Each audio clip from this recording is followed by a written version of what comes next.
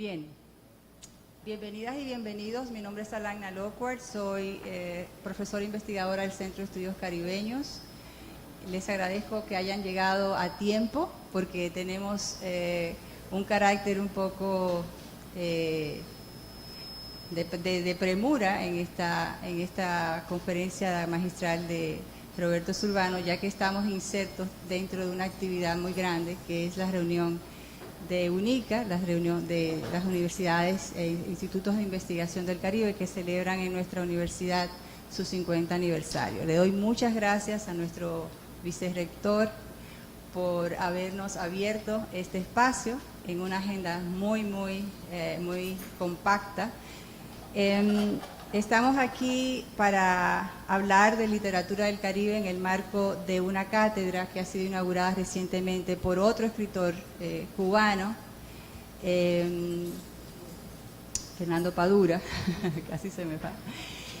La cátedra de literatura caribeña René de Risco Bermúdez ha sido instaurada en combinación con la Fundación René de Risco Bermúdez. Aquí está su hija, Minerva del Risco, que nos va a hablar brevemente sobre cuál es el fin de esta recién fundada fundación. Y sin más, puesto que, reitero, tenemos el tiempo contado, voy a darle la palabra a Muquien, que va a decir qué es el Centro de Estudios Caribeños. Ella está muy impaciente por hablar, como pueden ver. No, porque no quería hablar. Muquien, por favor, ¿qué es el Centro de Estudios Caribeños? Dinos brevemente. Bueno, el Centro de Estudios Caribeños tiene 6 años y casi 7. En enero del año que viene cumple 7 años de funcionamiento. Y en ese breve espacio hemos hecho muchas cosas. Se han publicado ya un libro, 2 boletines, tenemos 3 cátedras. La Cátedra de Estudios Caribeños Fran Moya Pons, la recién inaugurada Cátedra de Literatura Caribeña René del Risco y Bermúdez y la Cátedra sobre Cultura Caribeña Carlos Doval Márquez.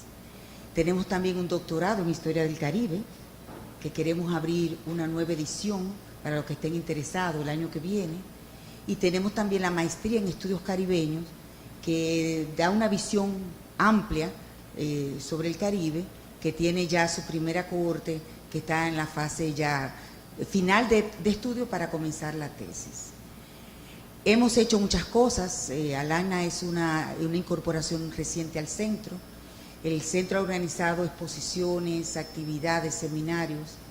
De verdad que nos hemos embarcado en muchas actividades y recientemente vamos a iniciar, porque ganamos conjuntamente con fondos de la Unión Europea un concurso en migraciones del Caribe hacia Europa, con fondos de la Unión Europea, 13 universidades latinoamericanas con universidades europeas. Eso lo está coordinando el Centro de Estudios Históricos del CONACYT, del CONACYT de Madrid, de España. Así que nosotros estamos haciendo muchas cosas. Zurbano está aquí porque también queremos seguir colaborando con tus proyectos, muy interesante, y en eso estamos, dando a conocer el Caribe tan diverso y tan rico, pero nosotros los dominicanos desde siempre hemos vivido de espalda al Caribe, y nosotros tenemos que conocernos mejor. Así que esa es la idea del centro, y por eso aprovechamos cualquier oportunidad para dar a conocer desde la perspectiva literaria, desde la perspectiva histórica, política, etcétera, el Centro de Estudios Caribeños y el Caribe para la realidad dominicana. Así que bienvenidos. El jueves tenemos otro taller con Zurbano de 3 a 5, así que están invitados todos, donde va a ser un poquito más pausado, donde vamos a trabajar estos temas. No va a ser aquí, va a ser en la casita que está al lado del Centro de Estudiantes, donde está la sede del Centro de Estudios Caribeños. Así que muchas gracias y bienvenidos.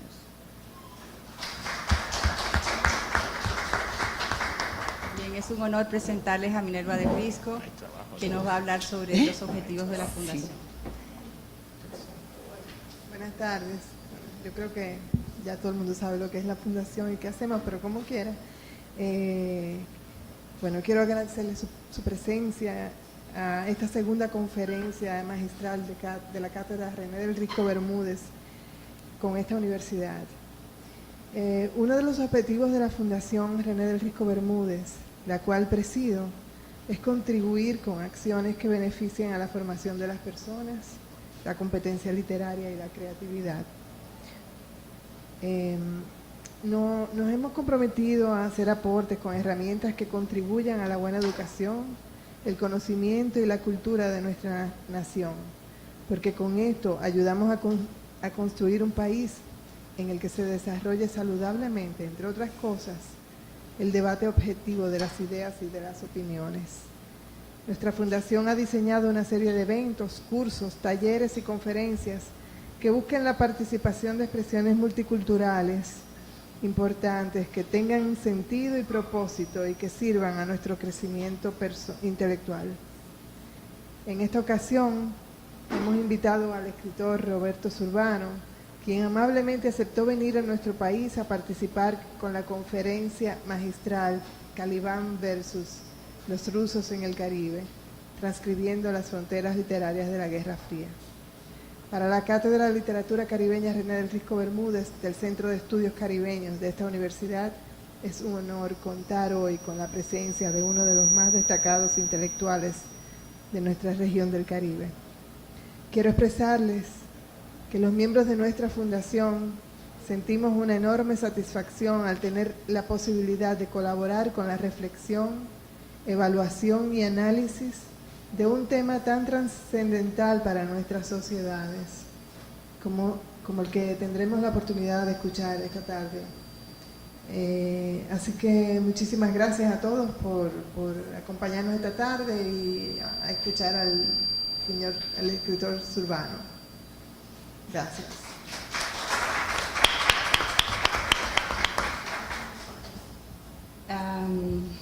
Quiero mencionar que la presencia de Roberto Zurbano ha sido posible también gracias a nuestra recién inaugurada cooperación con el Instituto Goethe de La Habana. Y el señor Michael Toth, que es su nuevo director, nos ha abierto las puertas de una cooperación por los siguientes 2 años, con lo cual estamos sumamente contentos y contentas. Yo le prometí a Minerva que una vez se hicieran estas presentaciones protocolares, podrían volver a tomar sus asientos y yo voy a presentar ahora formalmente la biografía de Roberto Zurbano.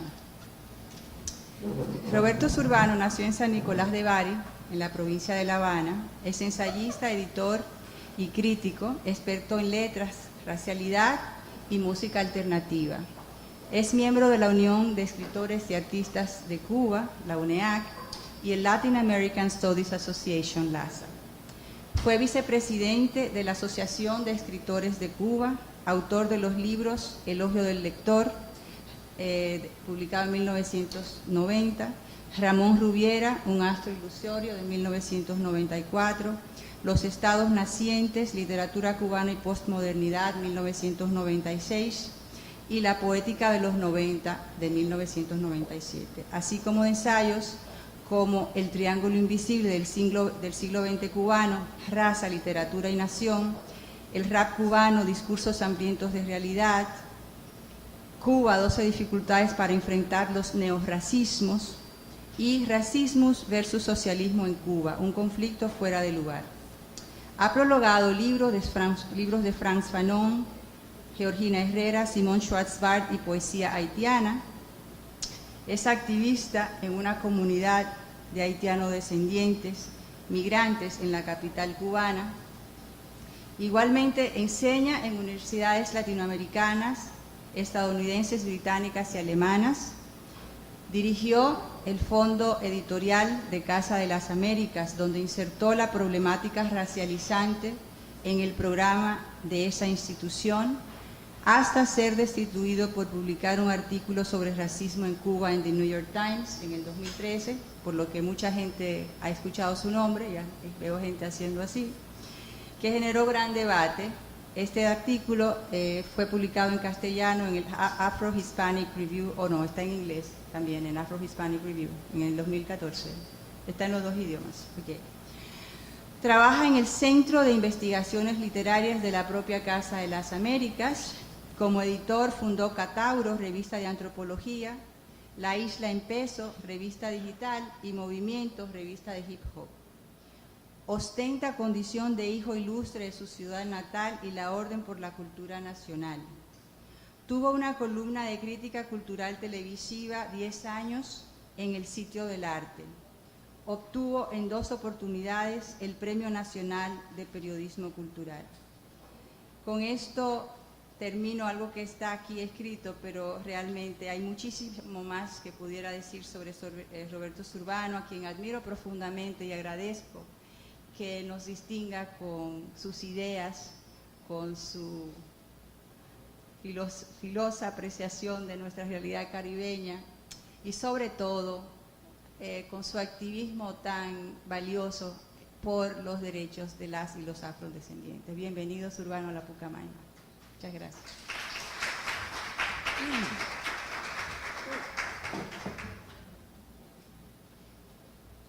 Muchísimas gracias.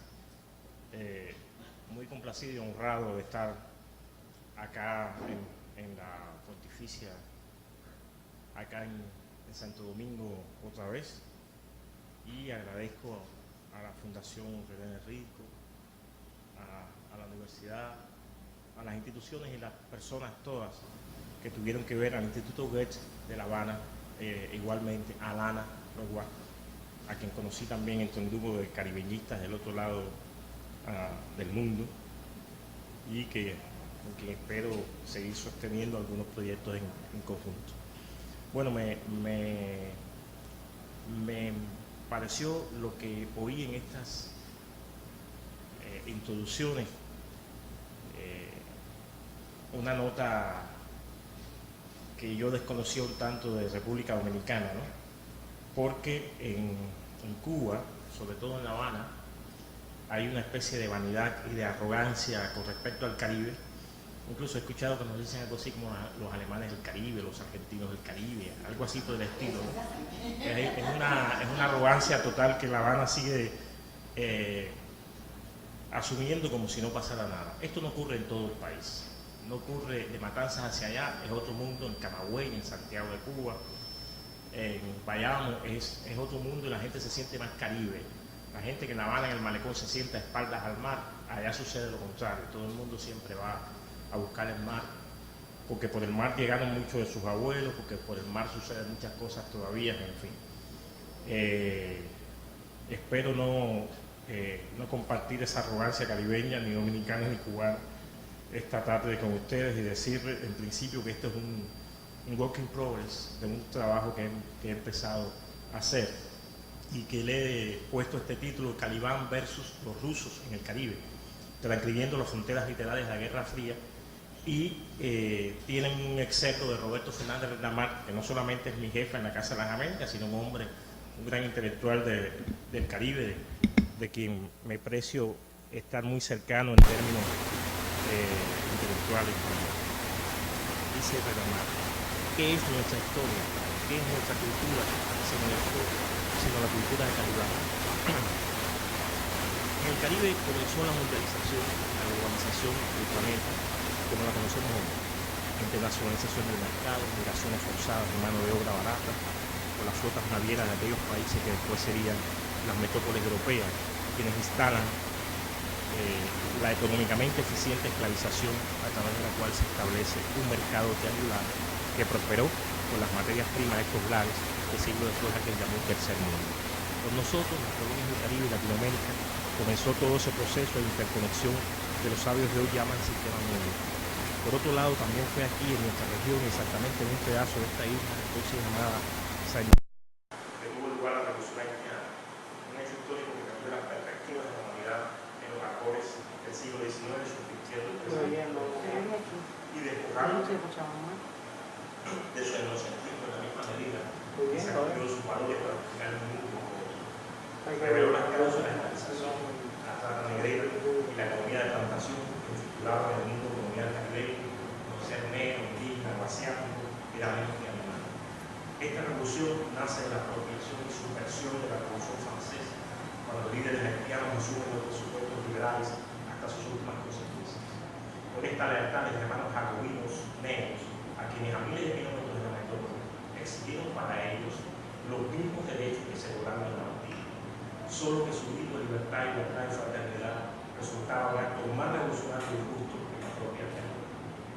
Dicho esto, quiero comenzar esta conferencia justamente donde termina Juan Bosch en su clásico libro de Cristóbal Colón Fidel Castro, en el Caribe, frontera imperial, de 1971. Dice: la historia enseñaba que todo lo que había sucedido en un país del Caribe tendería a suceder más tarde, más temprano en los demás, y que cada acontecimiento importante estaba encadenado a un anterior. Pues aunque en esa rica y apasionante región del mundo hubiera pueblos que hablaran español, inglés, francés, holandés, negros, de mestizos, de blancos y de indios, lo cierto y verdadero era, y seguiría siendo por largo tiempo, que el Caribe es una unidad histórica desde que llegó a sus aguas Cristóbal Colón hasta que Fidel Castro dictó el 19 de abril de 61 su cuarto comunicado de guerra.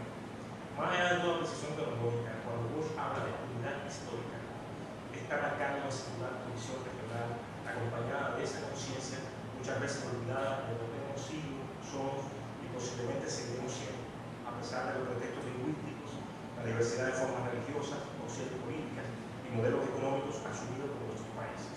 Nada de eso es suficiente para fragmentar, al menos no definitivamente. Todos esos buenos pretextos son también lo contrario, pero somos herederos y responsables de esa diversidad que nos identifica y que es fundamentalmente una de las sustancias que configuran la razón caribeña que reconocemos en obras artísticas, literarias e historiográficas de los mejores intelectuales, científicos y políticos de nuestras islas y del espacio continental a la que hoy llamamos el del Caribe. Me interesa precisar que solo me referiré al tiempo que cierra el libro de Juan Bosch, años 70 del siglo pasado hasta nuestros días, es decir, solo el último medio siglo de nuestras vidas, cuya velocidad, cantidad de cambios regionales y globales nos convierten en protagonistas, a veces privilegiados, de los cambios que ha vivido la humanidad en este periodo de tiempo. La literatura dejó de ser el campo que el canon de la Ilustración preconizó casi hasta las puertas del siglo XX. Allí quedó la virginidad de las bellas letras y luego la modernidad, junto a la vanguardia del pasado siglo, expandió sus tareas mientras se sucedían los distintos mapas del mundo que el siglo pasado vio desfilar hasta el supuesto fin de la Guerra Fría. Dicen que en mitad de los años 90, tibios aún por la caída del muro de Berlín y las cartas marcadas en aquel juego entre Ronald Reagan y Mikhail Gorbachev. Entonces surgió prematuramente el siglo XXI, sin muchos de aquellos discursos ideologizantes de las izquierdas, las derechas, los centros, los arribas y los abajos. Así hemos llegado a un mundo supuestamente neutral, si bien para unos pocos, y tremendamente fatal para la mayoría de la humanidad. Pero fue allí, desde la matriz conservadora de los años 70, que el pensamiento caribeño comenzó a reconfigurarse en busca de una independencia mayor que la asignada por las vanguardias de los años 20 y 30 primero, y después por las independencias del proceso descolonizador de los años 60 en la región. Sin embargo, los años 70 fueron un momento de introspección identitaria que comienza a revelarnos los rostros verdaderos del Caribe como espacio generador de discursos propios que entran en un profundo diálogo con el universo. Quiero decir, en una conversación crítica, vindicativa y creadora de la historia, el presente y el futuro de la región. Fue un diálogo lleno de debates y contradicciones ideológicas donde tienen lugar viejas y nuevas visiones coloniales, anticoloniales y también lo que hoy podríamos identificar como postcoloniales. La importancia geopolítica de la región alcanza una nueva dimensión y la relación del imperio norteamericano parece concentrarse en lo que se nombró la coexistencia pacífica entre el capitalismo y el socialismo. La experiencia socialista cubana trastocó las fronteras imperiales, duplicándolas y convirtiendo parte de la región en zona de nuevos contenidos geopolíticos. Como ha escrito Mengor, cito, podría decirse que fue pura coincidencia que en 1970 dos de los políticos más populares del Caribe publicaran libros con los mismos títulos. El trinitario Eric Williams, de Colón a Castro, la historia del Caribe 1492-1969, y de Cristóbal Colón a Fidel Castro, de Juan Bosch. Williams era por entonces primer ministro de Trinidad y Tobago y Bosch estaba exiliado en París años después de haber sido derrotado por un golpe de Estado militar en 1963. Escribieron libros muy diferentes, pero al hacerlo lo negaron. Fin de la cita. Otros autores caribeños expresarían las tensiones culturales de una época marcada por teorías provenientes de Europa del Este e irían olvidando el contexto internacional en que surge un pensamiento caribeño marcado por el panafricanismo, las luchas de liberación anticoloniales, y el mejor pensamiento crítico caribeño, fuera marxista o de otras corrientes entonces en boga.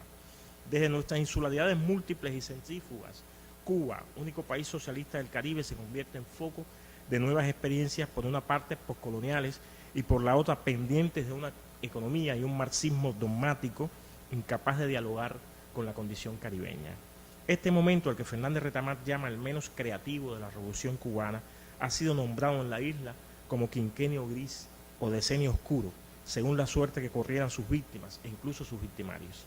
En este momento, 1971, Roberto Fernández Retamar escribe Calibán, polémico ensayo, resumen, de un símbolo ampliamente asumido en la tradición latinoamericana y caribeña del siglo XX, procedente de La Tempestad, tragedia shakespeariana de referencias mundonovistas, que ya había brillado en las plumas del barbadense George Lamin, el martiniqueño Aimé Césaire y otro barbadiense, Camille Brouwer. En su ensayo, Retamar convierte a Calibán en lo que la intelectual india Gayatri Spivak ha llamado un concepto metáfora, al cual arropa con un atractivo discurso anticolonial, marxista y antiimperialista que será muy discutido en la época por su militancia al lado de la Revolución Cubana por una parte y por otro lado por sus veladas críticas a ciertos dogmas y errores en la construcción del socialismo en la mayoría islas del Caribe. De repente, el Calibán de Roberto Fernández Retamar se convirtió en un sujeto crítico de las corrientes de izquierda y derecha que incorporaban viejos modelos culturales eurocéntricos, asumiendo con orgullo la larga historia de emergencias, cimarronajes y subversiones que comenzaban en la Revolución Haitiana y terminaban en la defensa de una alternativa socialista en Cuba. Este Calibán poseía en sí mismo muchos atractivos al pensamiento independentista caribeño y compartía las luchas de otras islas por su independencia, incluso aquellas que no apreciaban las ideas marxistas tal y como eran encarnadas en la Cuba fidelista. Sin embargo, el Calibán de Retamar no era por sí solo capaz de enfrentarse a los rusos. Todavía no. Tendrían que pasar algunas páginas, años y debates para encontrar algunos textos del poeta donde asume su real contradicción anticolonialismo versus sovietismo y defiende la posible teoría de una literatura latinoamericana. Si leemos en contexto en el cual estos debates tendrían lugar, podremos sopesar el peso real que tienen las ideas soviéticas en la región, cuya presencia militar en Cuba preocupaba no solo a los expertos militares norteamericanos, sino también a muchas de las islas vecinas que, reaccionando contra eso, se alineaban a uno u otro bando del conflicto entre las dos grandes potencias mundiales, los Estados Unidos de América y la antigua Unión de Repúblicas Socialistas Soviéticas. Las grandes superpotencias militares jugaban su juego en grande y las pequeñas islas solo parecían adaptarse a sus designios. Con la excepción de la crisis de los misiles en Cuba, no hubo después, ni siquiera en la propia Cuba, un gesto que rompiera el sometimiento que padecían a uno u otro lado del muro ideológico cada una de las islas del Caribe.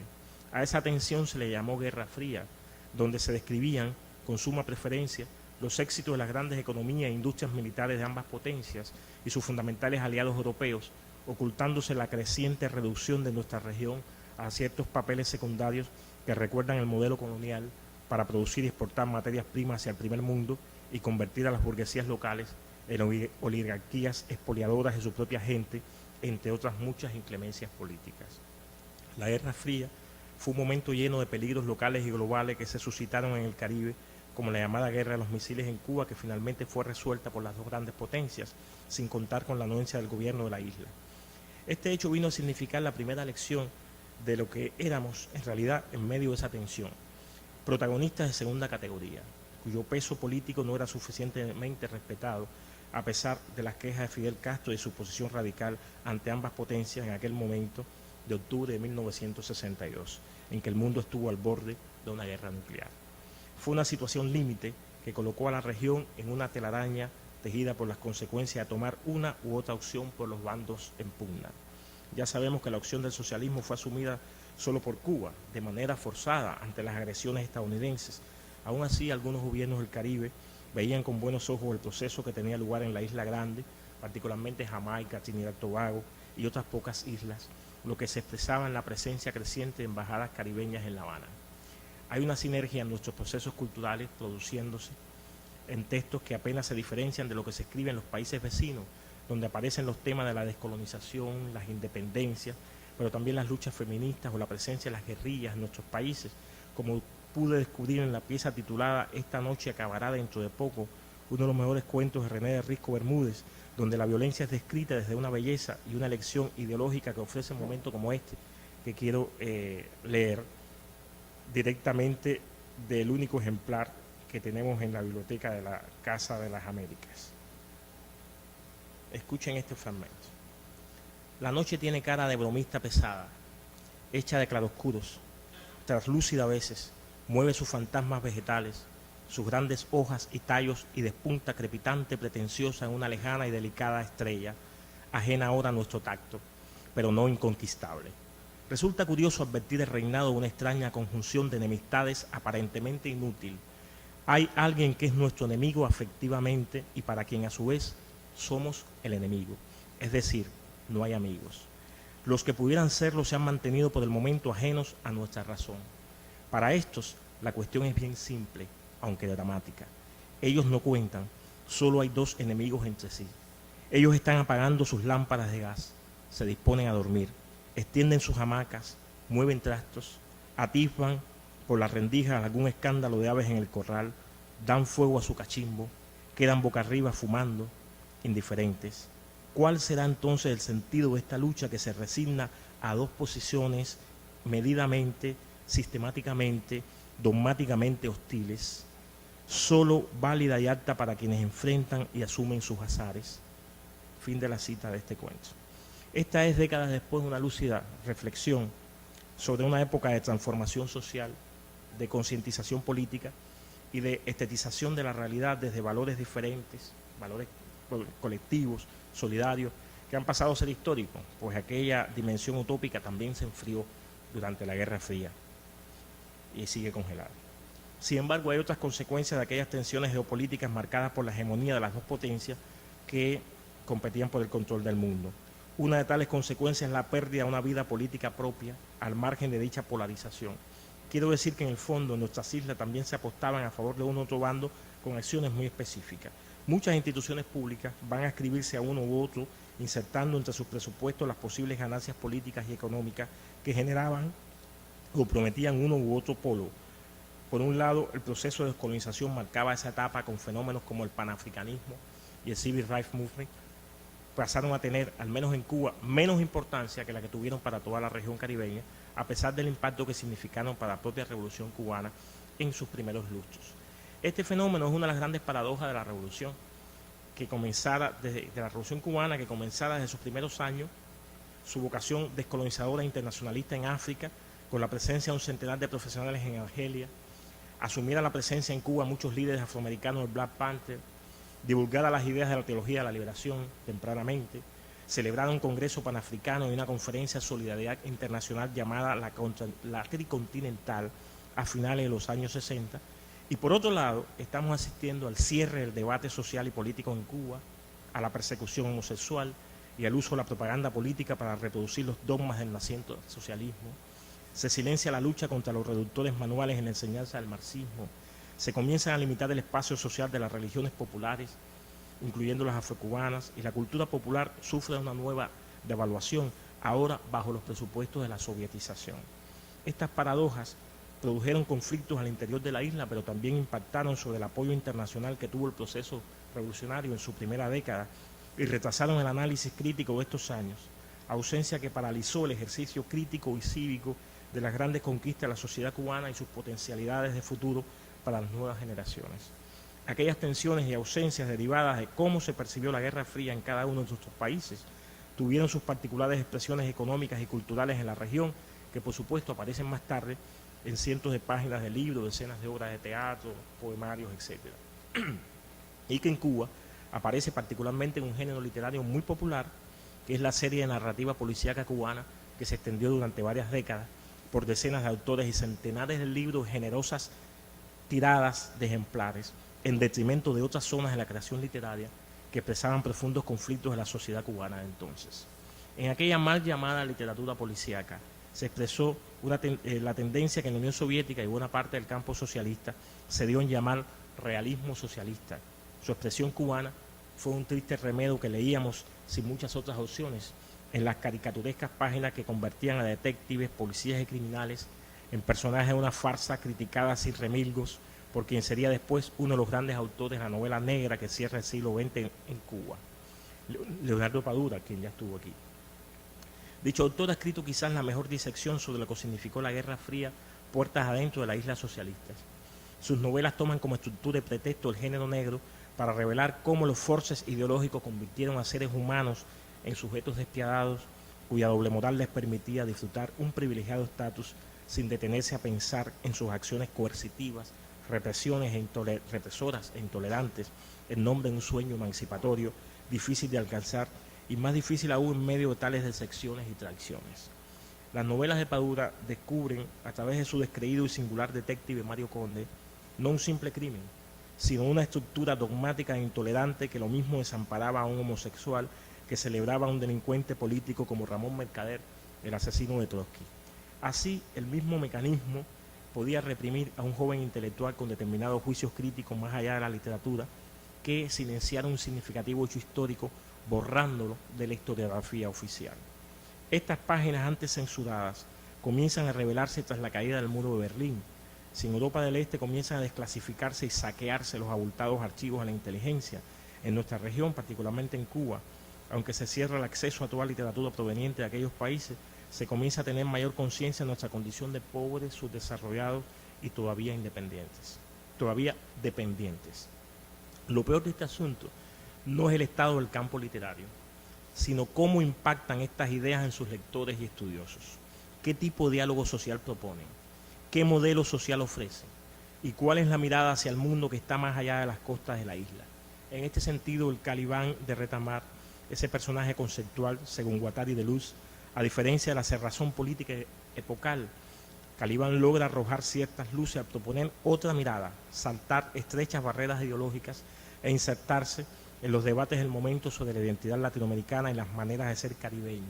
Cómo entender el pensamiento postcolonial desde los emporios del saber metropolitano o desde nuestras reducidas islas en cuyas orillas siguen reproduciéndose viejas y nuevas formas coloniales. Calibán nos obligó a repensar el Caribe. Digo indistintamente Calibán o Calibán, porque esta ha sido la historia del personaje. En los primeros tiempos se decía...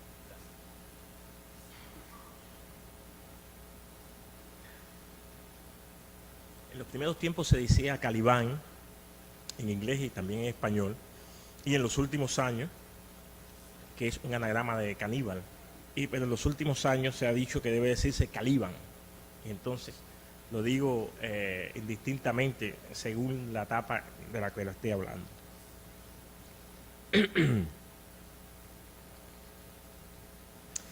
Calibán nos obligó a repensar el Caribe más allá de los dogmas del momento en Cuba, al insertarse en una tradición identitaria que tuvo en cuenta la referencia del mundo francés e inglés de nuestras islas, y aunque no se haya referencia al mundo holandés, sí aparece orgullosamente la defensa de los creoles. Fue un punto de partida importante para confirmar que nuestro Caribe no depende de dicotomía alguna, sino de un arcoíris de visiones que logren juntarse y ofrecernos claridad sobre nuestros actuales conflictos de dependencia, identidad y resistencia desde perspectivas diversas que puedan consensuarse entre vecinos políticos y geográficos bien diversos.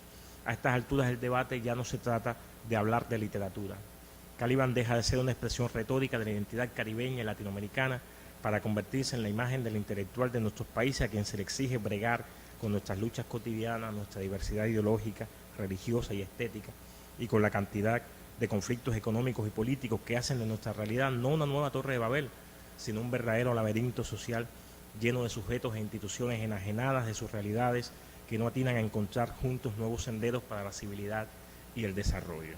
Y este es el momento donde se necesita algo más que una metáfora que exprese y resuma no solo nuestra diversidad, que ya conocemos suficientemente y nos hemos acostumbrado a ningunearla, sino convertirla en una herramienta que permita una mirada crítica y responsable, que piense más en quienes somos hoy, es decir, en la gente de cada uno de nuestros barrios altos y pobres, en nuestras mujeres y hombres, niñas y niños ricos y pobres, negros, mestizos, blancos, pobres, de izquierda, centro y derecha, creyentes y ateos. En fin, renovar esa vieja categoría llamada pueblo y no enajenarla de sus clases, géneros, religiosidades, racialidades, sexualidades y subjetividades tan diversas y horizontales, que permite reconocer la dinámica de un país a nivel de un barrio cualquiera y entender lo que falta y lo que sobra, lo que viene, lo que regresa, lo que huye y lo que permanece entre nosotros. Se trata de un ejercicio cívico que es también un ejercicio de conocimiento y autoconocimiento de reflexión social sobre nuestras necesidades ciudadanas. Hoy más que nunca necesitamos saber cuáles son nuestros verdaderos recursos, quiero decir, nuestras fortalezas intelectuales y culturales, quiénes son nuestros mejores artífices del cambio y la transformación de nuestra sociedad, cada vez más solas, desarticuladas y perdidas en un mar que en vez de unirnos nos aparta cada vez más del intercambio solidario y la sostenibilidad ante una globalización depredadora, una naturaleza cada vez más hostil y amenazada. Esa es la pregunta que le sirve como el consabido sayo a los espacios del saber, de la ciencia y a todos los sistemas de adivinación que en el mundo viven. Definir más que el momento las causas de los daños globales que padece la humanidad ahora mismo este lunes 12 de noviembre del 2018. ¿De qué han servido los saberes universitarios, los grandes y pequeños descubrimientos de la ciencia, sino para evaluar el desastre y seguir anunciándonos lo que están por venir? ¿Cuándo nos regalarán alguna sorpresa, es decir, algún criterio que no esté marcado por la mentira cotidiana de la política, por el optimismo rebosante del mercado o por las falsas ponencias de cada uno de los congresos que diariamente engordan las líneas aéreas y los hoteles de lujo de ciudades famosas e innombrables? Ahora requerimos de un nuevo Caliban más consciente de su rol transformador, ecuménico y solidario, sea universitario o no, pues dicha condición a veces no es más que una patente de corso para lucrar entre la ignorancia de nuestros ciudadanos y la endeblez de nuestras instituciones públicas. Pido a ese Caliban un mayor activismo social, un entendimiento de los contextos naturales, históricos y culturales que nos hacen una región única en el universo. Hablo del reconocimiento desde nuestras altas casas de estudios de un saber y culturas populares, muchas veces rechazado por los espacios del conocimiento científico, reprimido en el espacio académico y devaluado por las clases altas. Hablo de la sabiduría que atesoran artistas populares formados en el fragor de lo cotidiano. Nuestros poetas y músicos siempre han estado ahí, ofreciendo sus gestos y saberes, creando libertades y aspiraciones dormidas. Estoy obligado a nombrar uno de los grandes intelectuales dominicanos a quien conocí muchos años atrás en Guadalupe y seguí disfrutando de su conversación entre Nueva York y Cartagena y La Habana, Blas Jiménez. Un sujeto sencillo, como todos los sabios, lleno de saberes afrodescendientes y de mirada abierta sobre nuestros países caribes. Ese tipo de intelectual público que tanto necesitamos por su modestia, tino crítico y sus aportes al disfrute de nuestra identidad más plena, a quien debo las primeras ideas sobre las afroreparaciones en el Caribe, que son aún letra muerta para muchos de nuestros gobiernos, inconscientes aún de la importancia política del antirracismo, no solo para los ciudadanos negros, sino para toda la humanidad dentro y fuera del Caribe. Después conocí a Silvio Torres Sayán, a Darío Solano y a otros tigres académicos y activistas que siguen reforzando esta línea de identidad y resistencia. Pero Blas Jiménez marcó mi vida intelectual que en los últimos años he dedicado a la compleja lucha antirracista en mi país y a la celebración de los valores afrodescendientes en toda la región. Una curiosa desconexión ya yo advertía en el invierno del 2009 cuando fui invitado por la Universidad de Montreal a ofrecer un curso sobre la literatura cubana y revolución. Durante aquellos días me reunía con algunos colegas caribeños formados en esa ciudad canadiense, donde Silvery James o Michael Marley fueron mentores de importantes líderes intelectuales y políticos de la región. Una tarde en casa de la gran caribeñista Carrie Levitt, el amigo jamaicano David Austin, recién premiado en Casa de las Américas, lanzó un par de preguntas difíciles para ambos. Me dijo, ¿por qué Cuba nunca apoyó como en Centroamérica, con armas y asesorías, a los movimientos independentistas caribeños? ¿Por qué los cubanos no han leído, salvo excepciones como Walter Rodney o Eric Williams, a los grandes marxistas del Caribe? No justifiqué ni respondí, pero traté de explicarme a mí mismo la falta de un sentimiento más comprometido de Cuba con todo el Caribe. Finalmente ahogamos las preguntas en Appleton, un ron jamaicano que me enseñó a paladear Keith Ellis, otro de mis queridos mentores caribeños. Lo que trato de explicar es que hay una historia oculta en los 60 que elude la manera en que tempranamente formamos parte importante de la diáspora negra, una historia que oculta un puente roto entre aquellas ganancias de la lucha por los derechos civiles en los Estados Unidos, el panafricanismo, las independencias africanas y caribeñas y la propia revolución cubana que en esos años intentaba sobrevivir pactando estratégicamente con el socialismo eslavo, lo cual no podría desconocerse, pero no es suficiente para justificar la falta de diálogo regional, la arrogancia, pues lo tuvimos con países más lejanos en el África y Asia. Sin embargo, estos caribeños son nuestros aliados naturales en muchos sentidos. Geopolíticamente son nuestros hermanos de la causa descolonizadora y seguimos siendo los condenados de la tierra, cuya historia política ha sido difícil de articular, que no es muy diferente, no es diferente en nuestra historia, sino común. Entonces sentimos que hay un vacío o un silencio que aún cuesta desentrañar cuando hablamos en Cuba de afro-reparaciones con mucha discreción o vergüenza y en voz muy baja. Admito que es una discusión muy compleja, que requiere de expertos de muchas disciplinas que tengan la conciencia racial y política suficiente para entender un fenómeno con connotaciones sociales muy importantes para la construcción del futuro de nuestras sociedades. También creo que ninguna discriminación es exclusiva, sino que todas son transversales y requieren de alianzas estratégicas y espacios comunes para nuestras luchas, debates y soluciones. Hablo de sumar a muchas personas valiosas en estos ejercicios cívicos del conocimiento, sumar personas que luchan no solo por sus países, sino por la paz y la confraternidad en la región, como la poeta Chiqui Vicioso, quien conocí en una batalla sin cuartel contra la violencia a las niñas y en contra del feminicidio, capaz de legitimar a otras mujeres tan grandes como Salomé Ureña o Julia de Burgos, la puertorriqueña. O Chicuriel llenando otro espacio quizás más radical del pensamiento feminista en la región, seguida por jóvenes valiosas y criticadas por otras igualmente valiosas que integran una misma lucha contra el poder patriarcal y racista que hace la vida de nuestras mujeres menos humanas de lo que podría ser si las escucháramos con más conciencia y paciencia dentro de nuestras instituciones y países. Pensemos en cómo una foto de Polibio resume en un segundo, en una sola imagen, la estética popular de nuestros campos, más allá de lo festivo, y con otro flachazo de su cámara nos señala cuáles son los oficios que desempeñan los dominicanos pobres en la ciudad de Nueva York. En cada uno de estos retratos hay un ensayo económico y antropológico de las vidas de nuestros latinos en Estados Unidos. Se trata de incorporar estos proyectos socioculturales a nuestras miradas académicas y científicas y convertirlos en trabajos de campo, en misiones sociales que descubren viejos y nuevos conflictos, a la vez que nos estremecen como aquella foto que hace un par de años estuvieron en las paredes de Casa de las Américas en La Habana, curada por Alana Lauguard. Se trata de una selección de fotos creada por artistas haitianos y dominicanos que nos hacía reconocer más que un solo país, una sola realidad en la profundidad de cada imagen. Sobran ejemplos en otras zonas de la creación nacional y regional que conectan a nuestros artistas con las necesidades de nuestra gente. He constatado cómo muchas veces nuestros músicos y artistas llegan más lejos con sus breves e intensos mensajes que miles de tesis de grado y posgrado que duermen el sueño eterno en nuestras bibliotecas. Llegan más lejos a través del corazón y los imaginarios de nuestra gente, a veces analfabetas, otras veces imposibilitadas de comprar libros o ir al teatro. También llegan más allá de nuestras costas sembrando extrañas sensibilidades y militancias en terrenos supuestamente intraducibles lingüística y culturalmente hablando. También nos conta a todos que muchos de estos artistas, escritores, activistas sociales, chefs de cocina, médicos, naturistas y otras profesiones, sí, profesiones, son premiados en otros lugares, no solo por el reconocimiento de sus saberes, sino también con títulos y doctorados honoris causa y otros merecimientos que en nuestras tierras les hemos negado o simplemente ni siquiera se nos ocurre pensarlo. La memoria de los pueblos es una fuente inagotable cuya riqueza no siempre suele reconocerse por la gente de letras, leyes y ciencias. Allí nace, en esa memoria, sobrevive la resistencia de nuestros pueblos y la cualidad afirmativa de nuestros mejores maestros, luchadores sociales y gente de oficio y de fe.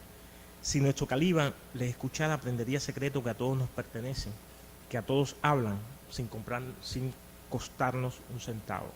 El nuevo Caliban para mí se halla entre los movimientos sociales feministas, antihomofóbicos, migratorios, antirracistas, indigenistas, ambientalistas y otros muchos que expresan hondos vacíos de la democracia y las políticas públicas y vienen configurando novedosas formas de movilización, representación y transformación políticas marcadas por la diversidad que somos, las subjetividades que nos configuran y las necesidades materiales, espirituales o cívicas que urgen a nuestros pueblos en el siglo XXI. Pero si este Caliban irredento, cívico, nuevo sujeto popular y revolucionario es invitado a compartir sus saberes en nuestras universidades, encontrará el respeto y legitimación de su obra, contribuirá a mirar a nuestra realidad y a nuestra gente con otros ojos. Se trata, pues, de engendrar proyectos comunes, alianzas transformadoras, creadoras y útiles, que construyan nuevos horizontes, utopías, soberanía y prosperidad social. Entonces, en el futuro se hablará de cómo nosotros construimos juntos la casa y la familia de Caliban. Muchas gracias.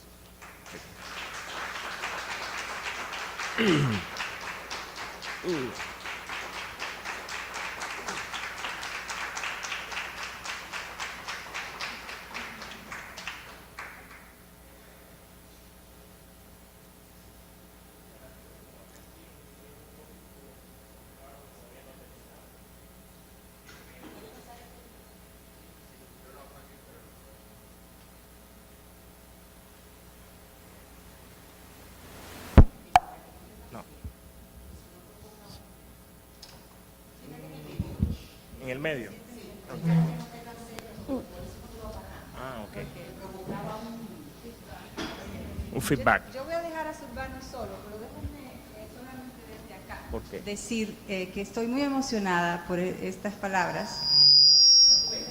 Soy yo. Por eso fue que lo quitamos.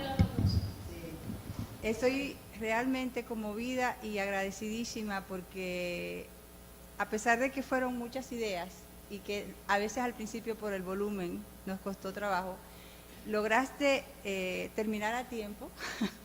Nos nutriste el alma y el intelecto y el espíritu.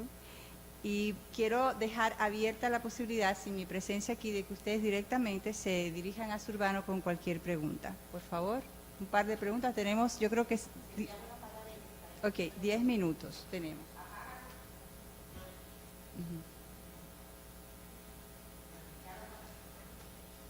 Este funciona. Ok.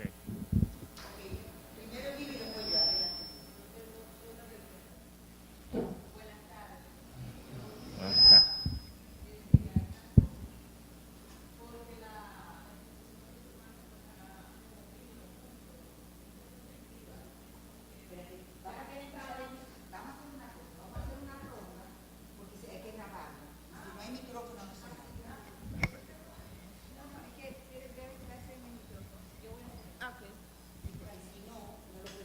Ah, sí, muy bien. Gracias. Yo comentaba hace un momentito que la exposición de Zurbano ha removido sobre todo muchas perspectivas que a veces en la lectura que hacemos de lo que pasa en nuestra realidad, en la realidad caribeña, pues no nos reparamos. Y creo que él está de alguna manera abriendo una agenda amplísima para estudios que tengan que ver con la cultura del Caribe, con la historia del Caribe, con la sociología del Caribe, que trasciende efectivamente la frontera. Y me voy a referir, por ejemplo, a la República Dominicana, un país tan importante del Caribe hispano, que sin embargo parece tan desconectado, como hemos dicho en muchos momentos, y que ofrece un campo de exploración en el ámbito de la cultura, para quedarme en uno que me es muy, muy cercano, ¿no?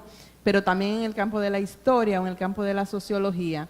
Y ya que estamos entre personas que aman el Caribe y cerca del Instituto de Estudios del Caribe, de Estudios Caribeños, pues yo creo que habrá que pensar en una agenda de investigaciones sobre algunos de estos tópicos que de manera general ha planteado Zurbano, pero que merecerían la pena que se focalicen para hacer investigaciones.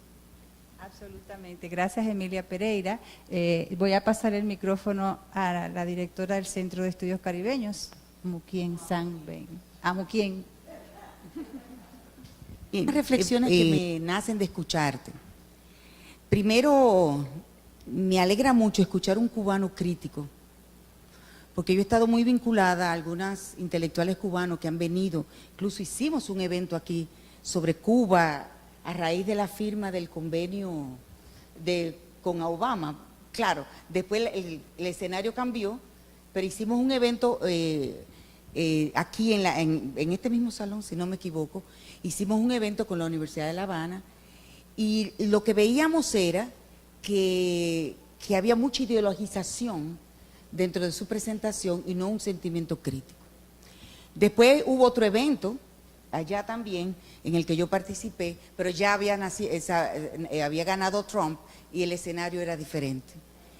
Ese es un primer elemento. Segundo elemento, a mí me parece muy interesante lo que tú planteas en materia de tu visión crítica, de cómo Cuba, dentro de su necesidad de mantenerse en pie en el marco de la Guerra Fría, en el corazón mismo del Coloso del Norte, tuvo que asumir una serie de posiciones y le dio la espalda al Caribe.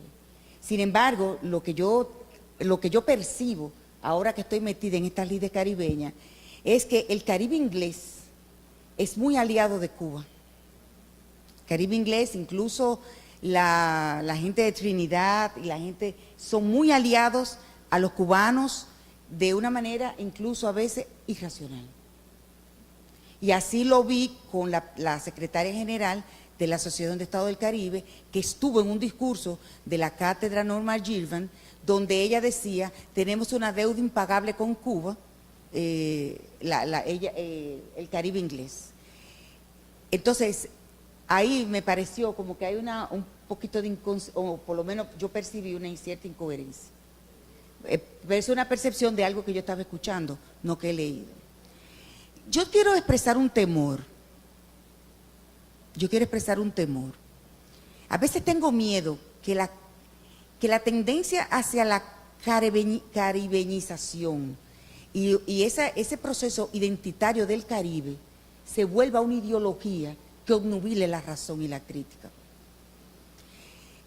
Pedro San Miguel, cuando lo invitamos el año pasado, hizo una reflexión crítica donde él, por ejemplo, tomó uno de los discursos de Silvio Torres Allán y decía, lo que Silvio quiere es que nos convirtamos en guerreros nuevos de la luz en el Caribe.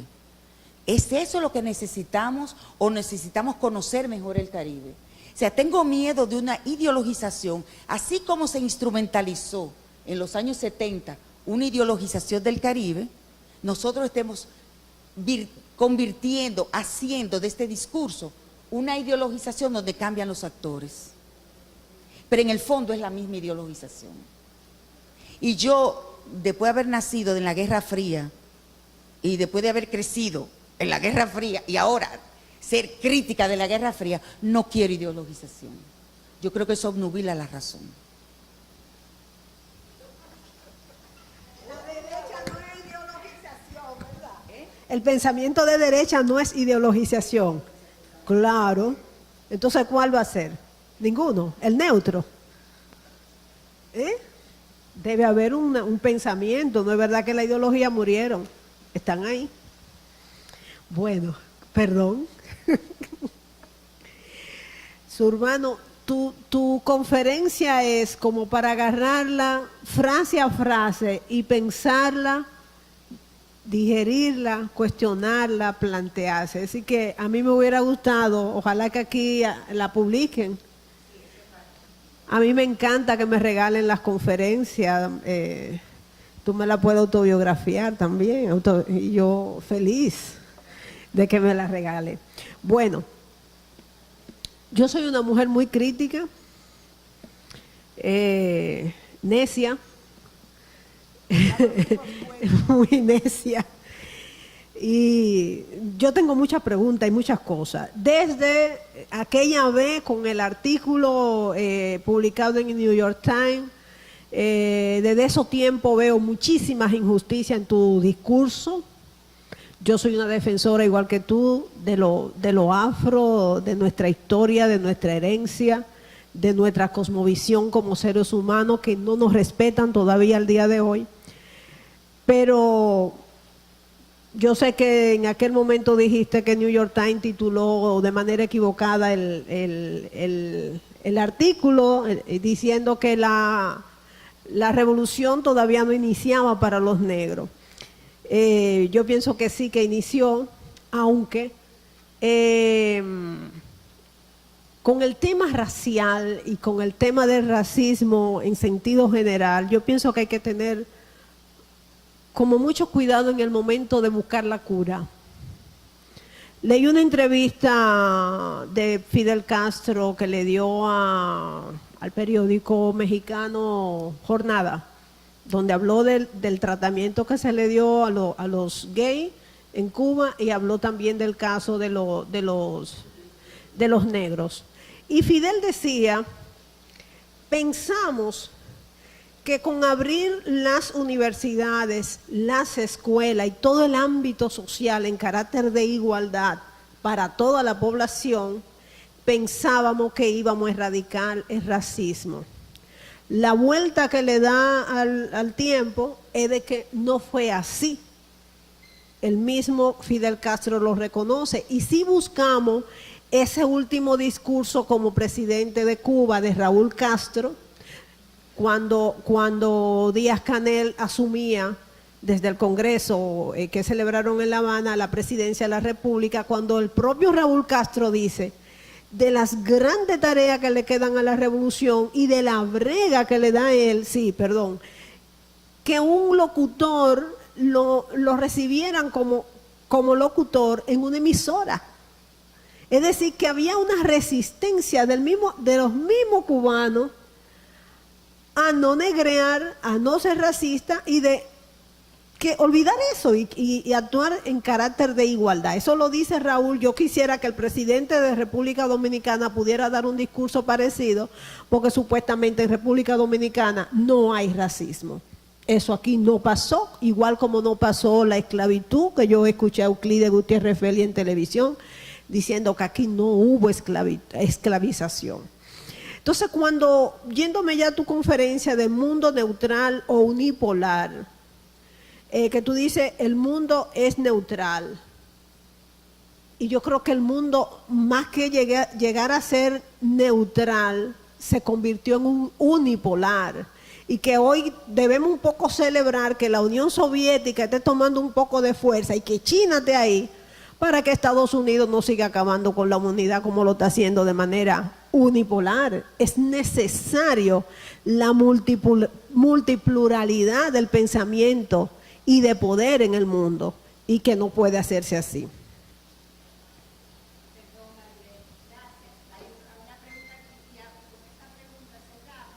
No, espérate, un brevito.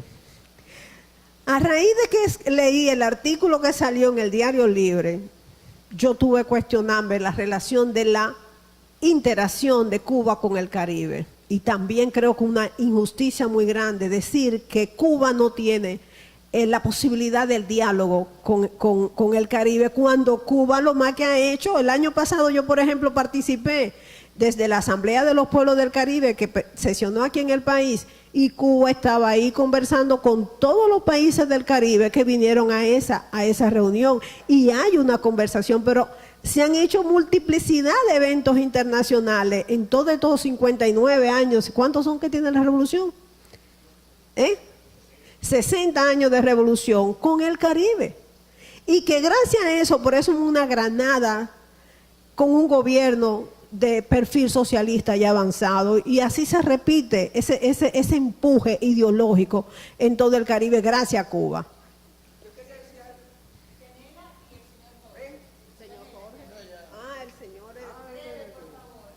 Sí, muy breve, muy breve. Sí, porque asistimos a una conferencia paralela. Ay, mi madre, yo no quería.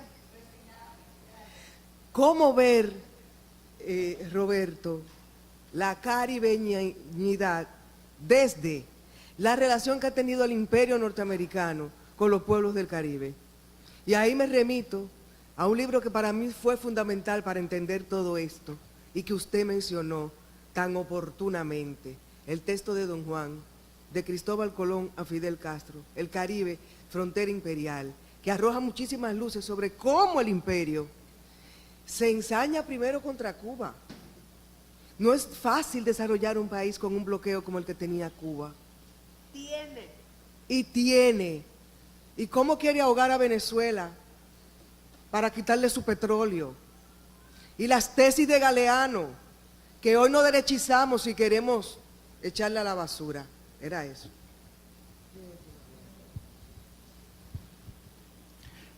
Jorge Ruiz, una pregunta muy simple. La experiencia militar en Granada por parte de Cuba y Estados Unidos, ¿en qué sentido pudo haber hecho que se alejaran Cuba de esa área del Caribe? Gracias por su brevedad, don Jorge, caramba. Bien.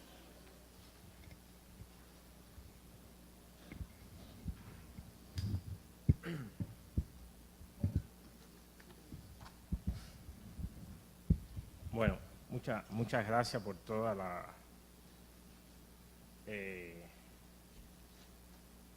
las respuestas. Empezar por Emilia. Yo creo que sí, que hay que abrir una serie de nuevas agendas y es lo que se está sugiriendo desde, yo creo que es una necesidad que intermitentemente ha sido sugerida en el Caribe por los grandes pensadores del Caribe. Empezando por el siglo XIX y ya estamos en el siglo XXI. Yo creo que todavía hay una desconexión caribeña, aunque nos empeñemos en ver que estamos muy unidos y que estamos concertados solo porque nos reunimos una vez al año. La realidad de la unidad, la utopía de la unidad y la realidad de la pertenencia. Exacto. El tema está en que, ¿qué es la unidad en el Caribe? ¿No? A partir de esa diversidad. La diversidad no es algo que nos fragmenta, sino que nos caracteriza. O sea, no es un defecto, sino vendría siendo una virtud en nuestros pueblos que no la hemos sabido, digamos, articular un poco mejor a partir de que cada cual ala para su punto por las diversidades políticas, las religiosidades, etcétera. Pero hay que pensar, digamos, en que hay una historia intelectual donde han existido proyectos de integración, el de Hostos, el de Betances, el de Martí, en fin, sucesivamente hay una cantidad de proyectos de integración pensados para el Caribe y está también la experiencia de por qué esos proyectos no tuvieron lugar. Si tuviéramos una historia intelectual del Caribe, no una historia del Caribe inglés, o una historia del Caribe francés, o una historia del Caribe hispano, o una historia del Caribe holandés, sino una historia del Caribe, que donde confluyan todas esas grandes experiencias que hemos tenido, buenas y malas, que cronológicamente se pueden asistir y que haya una valoración histórica, conceptual de esas problemáticas, nosotros hubiéramos podido llegar a determinadas proyectos contemporáneos mucho más factibles en este momento. Lo que ocurre es que nuestros decisores y la gente que tiene que ver con determinadas cuestiones generalmente no tienen idea de la historia que hemos vivido y de la historia que hemos compartido también y de toda esa cantidad de proyectos de integración. Yo creo que es cierto que hay una incoherencia, hay muchos discursos que no tienen lugar en un espacio de consenso, en un espacio de concertación. No todos tenemos que ser iguales, no somos iguales, no tenemos por qué buscar la igualdad ni imponer la igualdad, que quizás eso es una forma de la ideologización. Pero yo recuerdo que en los términos caribeños, si nos miramos un poco más adentro y vemos todas nuestras experiencias, que no son pocas, de las buenas y grandes experiencias, por ejemplo, el caso de lo que decía esta persona en La Habana en la cátedra Norman Gilman, ¿no? El caso Norman Gilman. Bueno, Norman Gilman perteneció a un grupo que en los años finales de su vida, él como decía que era el protagonista de ese grupo, pero el grupo Mundo Nuevo, que estudió la economía del Caribe de manera ejemplar y de manera única. ¿Dónde está esa experiencia? ¿En qué universidades, si no en West Indies, se estudia esa experiencia? Únicamente allí. La experiencia Mundo Nuevo es una experiencia que se estudia en las universidades europeas, se estudia en la Universidad de Montreal, donde vive Cary Levy también, y todavía da todas esas clases allí de lo que ellos pudieron sacar de los estudios de la economía de cada uno de los países que se hizo. El negro en el Caribe es un estudio de Eric Williams súper importantísimo, pasando por todos los países del Caribe y preguntándole a los economistas, a los sociólogos, a los antropólogos de la época, cómo eran todas estas cosas y cómo se podían resolver el Producto Interno Bruto, el desarrollo, la salud, no sé cuántas cosas más. ¿Cuántas de las personas, de los decisores, de los historiadores y las personas conocen esos textos y esos documentos maestros, clásicos, geniales de todo? Donde hay también un intento de integración o por lo menos de explicación de esa diversidad, de cómo ha funcionado esa diversidad, que esa diversidad, esa incoherencia y esa fragmentación es una consecuencia que hemos tenido todo el ejercicio metropolitano, que ya sabemos la esclavización hasta aquí, hasta hoy, pero no lo hemos sabido resolver en una discusión muy específica, quizás menos ideologizada en ese sentido y más profesional, más con el rigor de las categorías científicas que se necesita hacer para estudiar la economía, por ejemplo. Porque si no, la economía cubana no fuera un desastre. Yo creo que le debemos un alto por ciento de ese desastre al bloqueo norteamericano. De eso estoy convencido. Pero hay un 50% de lo que llamamos en Cuba autobloqueo. y que somos absolutamente acríticos a entender todo ese ejercicio de corrupción, todo ese silencio y toda esta cosa. Somos en categorías que no existen nada más que en Cuba. Entonces, eso es penoso. Eso es penoso porque quien está sufriendo es la gente que no tiene posibilidad de elaborar un discurso porque no tiene dinero para comprar el pan, que son los que están sufriendo en ese sentido. Y ahí es esa petición mía en este texto de los cientistas sociales y la gente acercarse más al rigor de las necesidades puntuales que tenemos en nuestros países, de la sociología, la arquitectura, los no sé qué. ¿Por qué no hay viviendas en Cuba? ¿Por qué hay tantos problemas de vivienda en Cuba y La Habana Vieja se está cayendo? Que dice el historiador que es una ciudad vieja, etcétera. Y la ciudad cumple el próximo año 500 años. Yo estuve en Escocia hace poco, una ciudad donde yo estaba en el barrio Nuevo, que es un barrio que hicieron en el siglo IV. ¿Qué vieja va a ser La Habana? Que solo tiene 500 años. Ha sido maltratada, mal cuidada, ha sido olvidada, porque cuando se estaban haciendo cosas, se podía reparar ese patrimonio de La Habana que se ha caído, se estaban haciendo unas becas en el Escuela del Campo, una serie de cosas de la economía que no sirvieron para nada, no dieron ningún resultado. Pero no hay una visión crítica de esa parte de la historia, no hay una visión crítica de lo que ha pasado en el proceso como para decir, ahora vamos a avanzar. Y esa ideologización de la caribeñización tiene para mí quizás el mismo temor que para usted, porque yo he visto que en todos esos avances ahora de los proyectos turísticos no tienen en cuenta que tiene que haber una sinergia con todo el Caribe. Oír al ministro de Cultura cubano decir, ahora vamos a insertarnos en el Caribe. ¿Y dónde estábamos? En el polo. ¿Dónde estábamos? ¿Dónde ha estado Cuba siempre? Ahora vamos a insertar a Cuba en el Caribe. Como si fuera a trasladarnos de algún lugar. Eso da que pensar de que no estábamos allí y que ahora lo que vamos a hacer es tener esa visión otra vez arrogante y arrasar con ese tipo de economía que ocurre con las demás islas y no buscar una sinergia, una estrategia entre un turismo que puede hacerse entre dos islas o entre tres islas a la misma vez, en fin, una serie de cosas, que pueda haber una línea aérea que nos transporte a 2 o 3 países a la misma vez, una serie de cosas que podríamos resolver nosotros, y si se estudia mejor a toda la filosofía Mundo Nuevo, nosotros vamos a encontrar muchas cosas. En el Caribe hay grandes cosas. Hay 3 premios Nobel en una isla llamada Santa Lucía.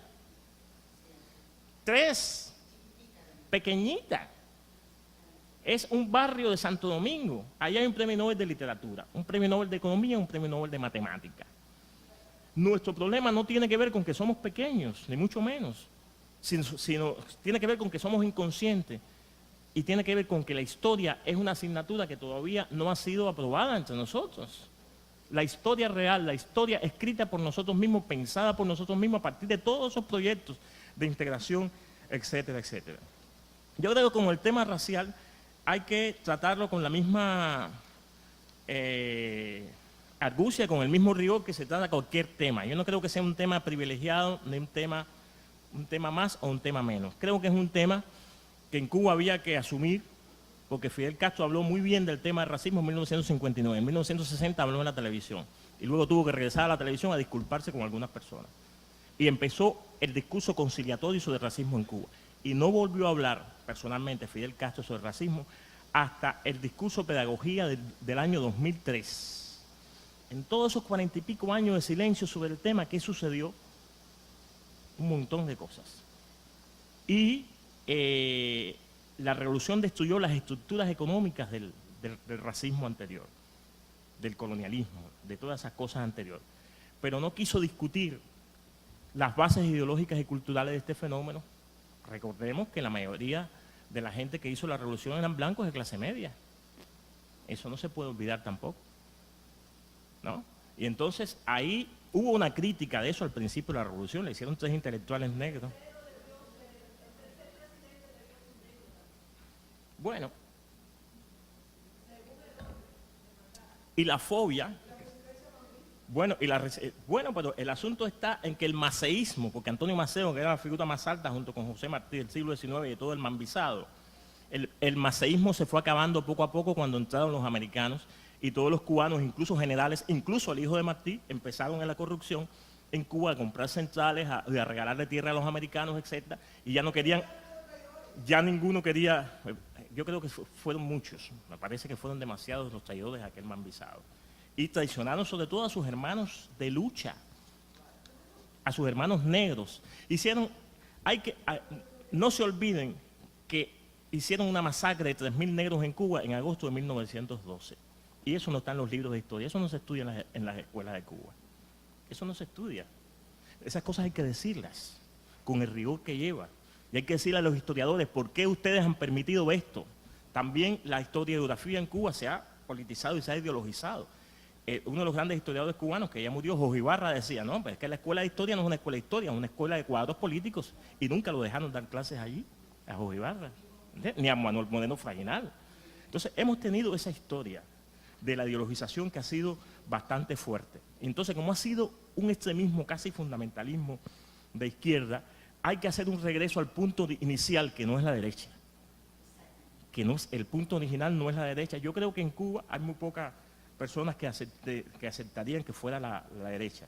Generalmente, estas personas que aceptan ese fenómeno están fuera de Cuba. O sea, no es un discurso neutral. Ahí yo digo, supuestamente neutral. Un mundo supuestamente neutral, lo digo con toda la ironía del mundo.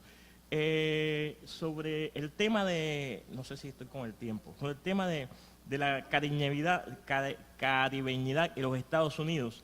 Esto es un discurso muy interesante. Hay libros que se han escrito en el propio Estados Unidos, hay cosas que hay que ver también. Fíjense que la mayoría de los grandes líderes afroamericanos, todos son caribeños. El padre o el abuelo de Malcolm X, de Stokely Carmichael, de Du Bois, todos vienen del mundo del Caribe, de cuando el primer, también, todo el universo del pensamiento que el Caribe entrega a los Estados Unidos, al movimiento negro de los Estados Unidos, desde el siglo de nosotros, desde el siglo XIX es muy importante. El panafricanismo, ya no voy a hablar del movimiento Marcus Garvey, ni mucho menos, que es algo que seguramente ustedes conocen muy bien, pero son historias que sencillamente son aportes a la contribución de los Estados Unidos. Yo que estudio las músicas alternativas también, el hip hop, siempre le digo a mis estudiantes, el hip hop no es nada americano. En América se convirtió en industria. En los Estados Unidos se convirtió en industria, pero salió de aquí como han salido tantas otras cosas, ¿ok? Para que ustedes entiendan que el proceso diaspórico, el proceso de afrodiaspórico caribeño, es un proceso muy importante en términos políticos, en términos de sindicalismo. Los grandes sindicalistas que salieron de Jamaica, Trinidad y Tobago, otros lugares, y le enseñaron a los síndicos de Estados Unidos, que aquello todo estaba tomado por los armenios, los italianos, etcétera, le enseñaron qué cosa era un sindicato. Fueron los caribeños que enseñaron eso en los Estados Unidos. Y entonces yo creo que hemos hecho un aporte sustancial allí en todos los sentidos. El sentido de la política, de la civilidad, en el sentido de las músicas. Ahí no me quiero meter porque ahí no paro. Y yo creo que eso tiene que ver también con un concepto que tiene que ver con lo afro como colectivo, como experiencia colectiva, en términos religiosos, en términos de producción, en términos de lucha, de todas estas cosas. Y el tema racial en Cuba ha sido profundamente olvidado y silenciado por una clase política con un pensamiento eurocéntrico, nuestra formación eslava que existió en los 70, en los 80, que ha sido, aquí se puede decir de una manera, allí se puede decir de otra. Yo le llamo neorracismo a una cantidad de gestos, figuras, frases, hechos que se dan en la vida cubana, desde la televisión hasta la calle, bajo las estructuras y el pensamiento socialista, que es vertical, que todo es el Estado, la televisión. Angola. Bueno, si un país puede hacer eso, ¿por qué no puede hablar de eso dentro de su mismo país? Mi único conflicto no es, fíjate, no es la proyección exterior de la Revolución Cubana, es la incoherencia de esa proyección exterior en el tema racial con la proyección doméstica de lo que sufrimos y hacemos en Cuba. Porque eso no se ha resuelto de una manera. Si hemos logrado llegar a Angola, a un ejército, y a Etiopía, y a Namibia, y liberar países, y sacar a Nelson Mandela de una prisión, y hacer grandezas, ¿por qué no hemos sido capaces de hacer una estrategia doméstica? Una estrategia doméstica en Cuba. Sí, después yo te doy una hora si tú quieres. Después te puedo invitar a un café largo, como se dice en Cuba. A un café largo, como se dice en Cuba. Entre las cuestiones, cuando hacemos un resumen en esos términos, lo que ha significado la revolución para los negros en Cuba es una cosa inapreciable. Todo el mundo lo dice. En mi familia, lo primero que yo hice cuando salió en mi texto en el New York Times, porque cambiaron, yo puse, para los negros en Cuba, la revolución no ha terminado. Porque mucha gente se cree que cuando la revolución termine, se acaba toda esa historia. Y son los negros los que no dejan que la revolución se acabe. ¿Entiendes? Ahora, ellos cambiaron el título. Para los negros en Cuba la revolución no ha comenzado. Una canallada. Pero el texto, el contenido del texto, yo lo sigo suscribiendo exactamente igual. Y se acabó. Pero hay que hablar de esas cosas allí dentro. Si queremos una mejor sociedad, hay que hablar de eso. Hay que hablar de la represión homosexual, de haber metido 50.000 personas a un campo de concentración. Hay que hablar de esas cosas. Nadie se ha disculpado con ellos. Hay que hablar de la esclavización, hay que hablar de los actuales problemas, hay que hablar del ambientalismo, por qué está pasando en los lugares donde se está botando el petróleo en Cuba, en Cienfuegos, en Matanzas, etcétera. ¿Qué está pasando hoy con la iglesia que se está negando a que el artículo 68 aparezca en la nueva constitución, que es el matrimonio igualitario? Que tienen pancarta en todas las iglesias cristianas, etcétera. El movimiento LGTB no puede hacer nada, la gente en la no hace nada. Ellos son...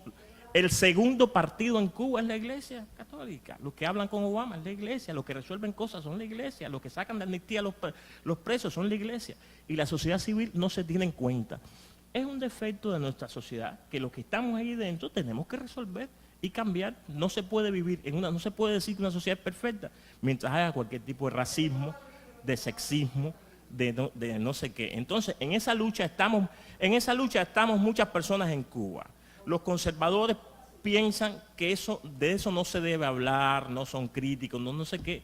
Y otros que pensamos y luchamos allí dentro de que eso hay que cambiarlo, hay que transformarlo, el nuevo sexismo, el nuevo machismo, esas cosas hay que cambiarlas. Y somos dos bandos hoy en este momento y estamos en la lucha.